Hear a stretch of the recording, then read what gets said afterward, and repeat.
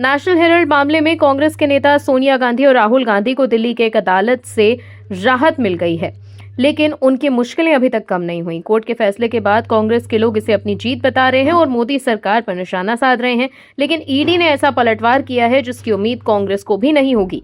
ED ने साफ कर दिया कि पिक्चर अभी बाकी है। नेशनल हेराल्ड केस में ईडी को फिर से उम्मीद जगी है। अदालत के आदेश के बाद ईडी के अधिकारी केस मजबूत करने में जुट गए हैं। वहीं बीजेपी ने भी तगड़ा पलटवार किया, जिसके बाद नेशनल हेराल्ड मामले पर राजनीतिक पारा चढ़ गया है। क्या है पूरी खबर, बताते हैं आपको इस रिपोर्ट में। दर्शकों, दिल्ली में एक प्रेस कॉन्फ्रेंस में कांग्रेस के राष्ट्रीय अध्यक्ष मल्लिकार्जुन खड़गे ने कहा कि हम उनसे संसद के अंदर और बाहर दोनों जगह लड़ते रहेंगे और उन्हें सबक सिखाएंगे। दिल्ली की एक अदालत ने नेशनल हेराल्ड केस में कांग्रेस सांसद सोनिया गांधी और राहुल गांधी के अलावा 5 अन्य लोगों को राहत दी।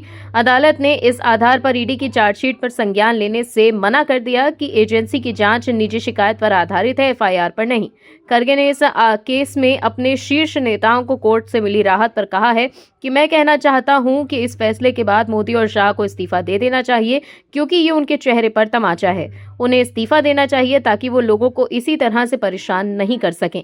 वहीं नेशनल हेराल्ड मामले को लेकर बीजेपी ने कांग्रेस पर तीखा हमला बोला। बीजेपी के राष्ट्रीय प्रवक्ता गौरव भाटिया ने कहा कि सोनिया गांधी और राहुल गांधी इस मामले में आरोपी हैं और जमानत पर बाहर हैं। बीजेपी की ये प्रतिक्रिया कांग्रेस अध्यक्ष मल्लिकार्जुन खड़गे के बयान के बाद आई। वहीं खबर के मुताबिक नेशनल हेराल्ड केस में कांग्रेस नेताओं राहुल गांधी, सोनिया गांधी के खिलाफ नई एफआईआर दर्ज की जाएगी। जांच एजेंसी ईडी ने कहा कि नई एफआईआर के लिए दिल्ली पुलिस की हालिया एफआईआर को आधार बनाया गया है। दरअसल नेशनल हेराल्ड मामला बीजेपी नेता सुब्रमण्यम स्वामी की एक शिकायत से जुड़ा है। स्वामी ने सोनिया गांधी, राहुल गांधी और दूसरे कांग्रेस नेताओं पर एसोसिएटेड जर्नल्स लिमिटेड कंपनी की 2000 करोड़ की संपत्ति हड़पने का आरोप लगाया है। वहीं ईडी का कहना है कि अदालत द्वारा सिर्फ तकनीकी आधार पर चार्जशीट को अस्वीकार किया गया है, उसमें दिए गए तथ्यों और सबूतों पर सवाल नहीं उठाया। ईडी इसे अपने पक्ष में मान रही है। दरअसल अदालत का फैसला आने के पहले ही ईडी को सुब्रमण्यम स्वामी की शिकायत पर केस कमजोर होने की आशंका सता रही है। भले ही सुब्रमण्यम स्वामी पूरे मामले को लेकर 2013 पटियाला हाउस कोर्ट में शिकायत दाखिल कर रहे हैं और अदालत ने उस पर संज्ञान भी ले लिया है। यही नहीं, हाई कोर्ट और सुप्रीम कोर्ट ने अदालत के संज्ञान पर मुहर भी लगा दी है, लेकिन उसके बाद 12 सालों में केस जस का तस पड़ा हुआ है और जिरहत दूर, गवाहों के बयान तक दर्ज नहीं किए गए। यही नहीं, पूरा केस सिर्फ एक आपराधिक साजिश के तहत नेशनल हेराल्ड की 2000 करोड़ रुपए की संपत्ति को सोनिया गांधी और राहुल गांधी द्वारा हथियाने पर केंद्रित था। जबकि ईडी की जांच में 2017-18 में भी नेशनल हेराल्ड में लगभग 80 करोड़ रुपए की मनी लॉन्ड्रिंग के सबूत मिल चुके हैं। ईडी ने दिल्ली पुलिस को इस पहलू की भी जांच में शामिल करने को कहा।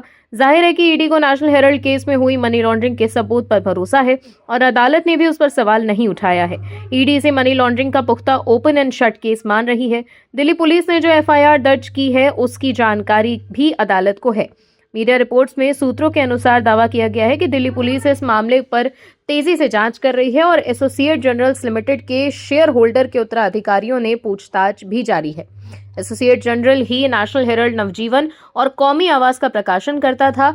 उसमें अधिकांश के बयान दर्ज किए जा चुके हैं। दरअसल 1937 में एसोसिएट जर्नल लिमिटेड की स्थापना के समय सैकड़ों लोगों ने योगदान दिया था और उनका नाम शेयर होल्डर में है।